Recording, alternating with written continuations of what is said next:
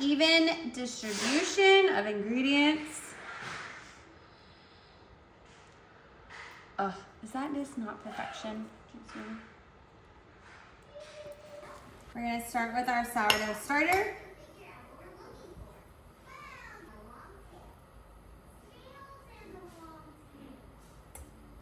"100 grams of our starter. All the starter I have left. We're gonna build it back up. Again, you don't need to keep a lot of sourdough starter on hand.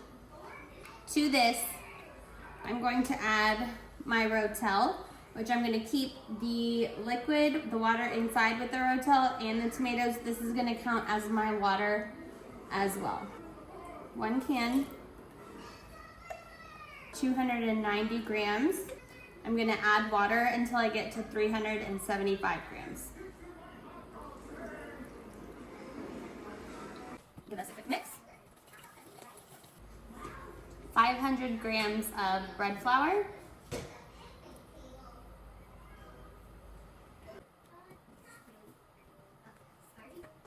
It's still very dry. It's been a while since I made this loaf. So I'm actually gonna add more water. I'm gonna start with just 100 grams.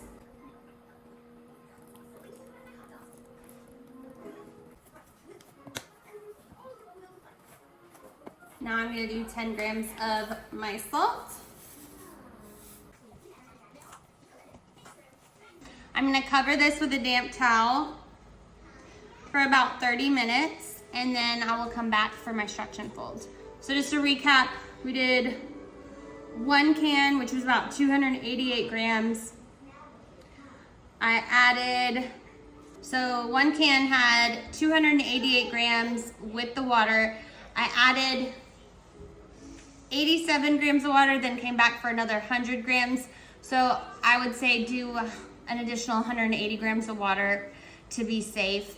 And if it still feels too dry, you can add a little bit more water to your liking. But we're kind of just playing with the dough and seeing how it feels. We're gonna go around the bowl 1 time, or 2 times. Stretch and fold. On the second stretch and fold is when we're gonna start to add our cheese.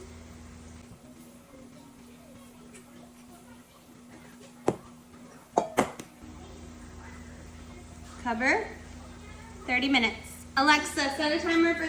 Now for our queso. My favorite time to add inclusions is during the stretch and fold typically, so I'm gonna sprinkle some cilantro, some thick shredded cheddar, and fold.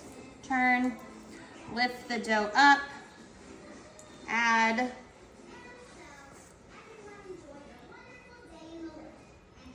fold. Don't judge me for setting it on my counter, okay?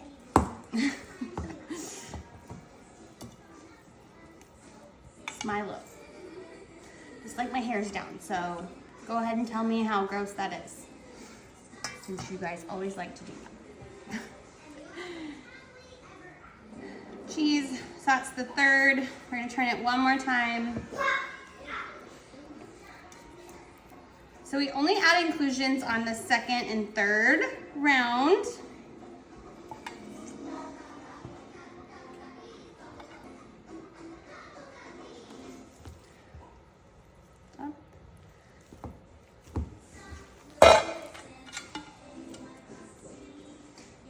Cover, 30 minutes.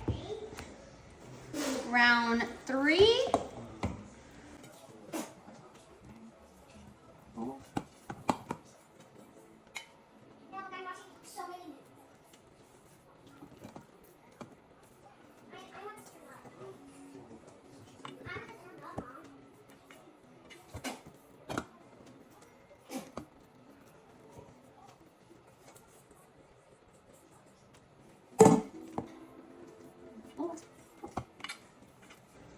30 more minutes. We'll do a coil fold and then we're gonna let it sit. Last coil fold for our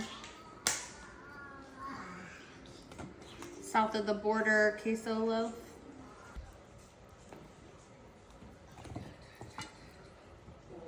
I'm gonna let this one sit for 3 hours. Then I'm gonna place in the fridge for 24 hours. All right, it's been 3 hours since we mixed our dough. You can see it is risen probably about 25-ish to 30%, give or take. So now what I'm gonna do is I'm gonna cover this dough and I'm gonna place it in my refrigerator until tomorrow. I'm gonna let it finish the majority of its bulk rise in the fridge. Then tomorrow I'm gonna take it out. I'm gonna let it come to room temperature. I'm gonna shape the dough and I'm gonna put it back in the fridge and then I'm gonna bake on Wednesday. So right now it's Monday evening around 9:30.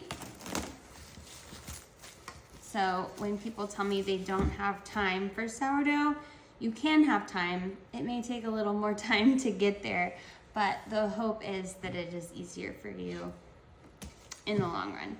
You could start this procedure over the weekend and have fresh bread on Monday. It's all about finding your timing and what your schedule allows. So this is gonna go in the fridge again until tomorrow. Shape, back in fridge, or you could shape and wait for an hour and then bake if you wanted to bake same day. All right. So I took this dough out of the fridge about 2 hours ago, and I've let it come to room temp almost. It's still gonna be pretty cold, but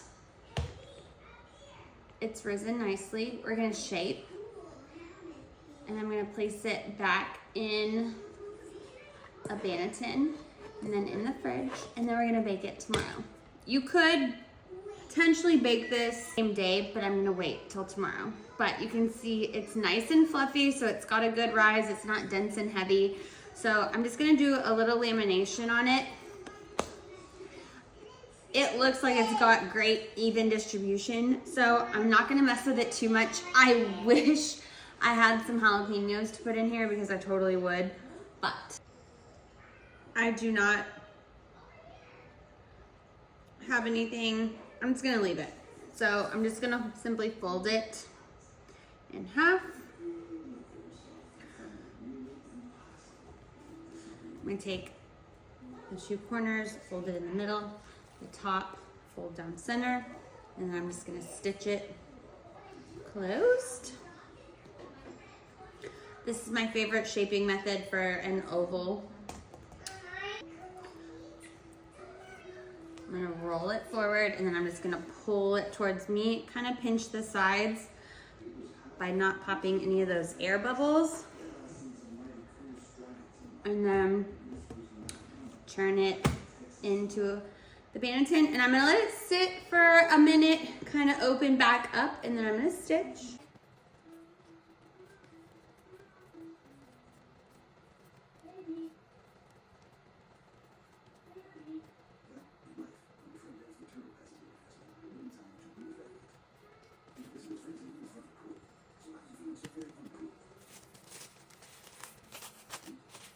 So back in the fridge this will go, and I'm gonna bake it tomorrow morning and cut open and show you guys the inside. I cannot wait, I'm so excited.